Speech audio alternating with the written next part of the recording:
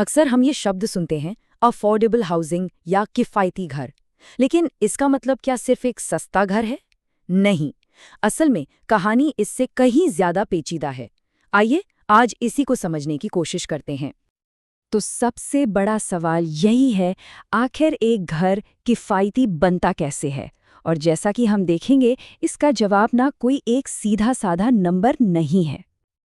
देखिए, किफ़ायती होना कोई फिक्स्ड चीज़ नहीं है। ये ना एक मूविंग टारगेट जैसा है।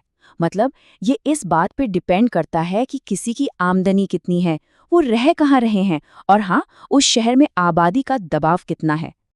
तो चलिए, सबसे पहले इसी गुत्थी को सुलझाते हैं। आखिर ये किफ़ायती है क्या? इसको ना एक सिंपल से उदाहरण से समझते हैं। मान लीजिए एक परिवार है। अब अगर वो किसी बड़े मेट्रो शहर में है, तो वहाँ प्रॉपर्टी की कीमतें इतनी ज़्यादा हैं कि अपना घर खरीदना एक सपने जैसा लगता है। लेकिन वही परिवार उतनी ही इनकम के साथ अगर किसी छोटे शहर में चला जाए, तो वहाँ शायद वो आराम से घर ले पाए। बस जगह बदली और पूरी हकीकत ही बदल गई। तो सवाल उठता है कि अगर ये इतनी सारी चीज़ों पर निर्भर है, तो फिर इसे कैलकुलेट कैसे करते हैं? क्या कोई फॉर्मूला है? जी हाँ, बिल्कुल है। चलिए अब इस अफोर्डेबिलिटी के समीकरण को ही समझते हैं। अच्छा, तो एक थंब रूल है, एक मोटा मोटा नियम ये कहता है कि किफ़ायती घर वो है जिसकी कीमत एक परिवार की सालाना आमदनी की लगभग 4 से 5 गुना हो। ये एक तरह का गोल्डन रूल मान लीजिए, एक सिंपल सा पैमाना। अब इस फॉर्मूले पर ना 3 बड़ी चीज़ें असर डालती हैं। पहली तो है जगह, जाहिर है जैसा हमने अभी देखा। दूसरी है इनकम का लेवल, मतलब जो घर एक कम आय वाले परिवार के लिए किफ़ायती है, वो ज़रूरी नहीं कि एक मिडिल क्लास परिवार के लिए भी हो। और तीसरी और बहुत ज़रूरी चीज़ है शहरीकरण। चलिए अब इसी को ज़रा नंबरों में डालकर देखते हैं।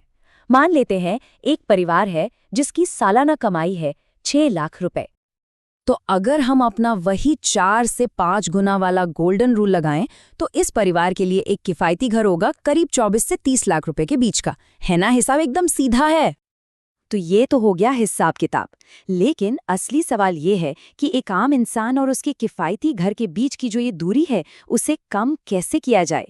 और यहीं पर सरकार की पॉलिसीज़ का रोल आता है। तो इसी गैप को भरने के लिए हमारा सेंट्रल बैंक यानी reserve bank of India RBI picture में आया। उन्होंने एक खास पॉलिसी बनाई ताकि बैंक लोगों को ऐसे घर खरीदने के लिए आसानी से लोन दें। इस पॉलिसी को कहते हैं प्रायोरिटी सेक्टर लेंडिंग यानी पीएसएल। अब इसका मतलब क्या है? सीधा सा मतलब ये है कि आरबीआई ने बैंकों के लिए ये जरूरी कर दिया कि वो अपने टोटल लोन का एक तय हिस्सा कुछ खास सेक्टर्स को दें, और इन्हीं खास सेक्टर्स में शामिल है कम और मध्यम आय वाले लोगों के लिए किफ़ायती होम लोन।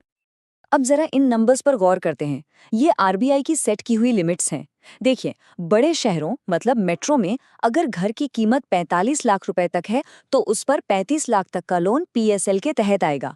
वहीं दूसरी तरफ छोटे शहरों में 30 लाख के घर पर 25 लाख तक का लोन। तो ये साफ है कि पॉलिसी बनाते वक्त बड़े और छोटे शहरों के बीच के इस फर्क का पूरा ध्यान रखा गया है। तो पॉलिसी तो बन गई और इरादा भी बहुत अच्छा है, लेकिन क्या इससे जमीनी हकीकत पूरी तरह बदल गई? जैसा कि अक्सर होता है, इस सिस्टम में भी कुछ दरारें हैं, कुछ कमियां हैं। और ये जो दिक्कतें हैं, ये भी बड़े और छोटे शहरों में अलग अलग हैं।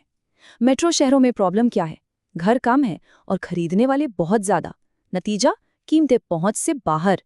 और छोटे शहरों में वहां घर तो सस्ते हैं, लेकिन लोगों की इनकम भी तो कम है ना, मतलब उनकी परचेजिंग पावर ही कम हो जाती है। ये तो एक तरह से दोहरी मार पड़ गई। और परेशानियां यहीं खत्म नहीं होती। जरा उन लोगों के बारे में सोचिए जो रोज कमाते खाते हैं, मतलब दिहाड़ी मजदूर या छोटे मोटे काम करने वाले। उनके पास कोई पक्की सैलरी स्लिप या फॉर्मल डॉक्यूमेंट्स तो होते नहीं, तो उन्हें लोन मिलना बहुत मुश्किल हो जाता है। इसके अलावा कभी कभी ब्याज दरें इतनी ज्यादा होती हैं कि ईएमआई चुकाना ही नामुमकिन सा लगने लगता है। तो इन सब बातों को जोड़कर देखें तो हम कहाँ पहुंचते हैं? एक तरफ तो है नीतियां और दूसरी तरफ है जमीनी हकीकत, और इन दोनों के बीच में ना एक बड़ा फासला है। ये कुछ कुछ एक अधूरे पुल जैसा है। और यही बात इस कोर्ट में भी साफ झलकती है। हालांकि हाउसिंग फाइनेंस ने किफ़ायती आवास तक पहुंच सुधारने में काफ़ी तरक्की की है, फिर भी इन रुकावटों को दूर करने के लिए लगातार कोशिशों की जरूरत है। मतलब साफ है, हम आगे तो बढ़े हैं, लेकिन मंजिल अभी भी दूर है। तो आखिर में हम एक बहुत बड़े सवाल के साथ रह जाते हैं। पॉलिसी ने घर तक पहुंचने के लिए एक पुल बनाना तो शुरू कर दिया है, लेकिन ये कैसे सुनिश्चित किया जाए कि हर जरूरतमंद इंसान उस पुल को पार भी कर सके? ये एक सोचने वाली बात है ना?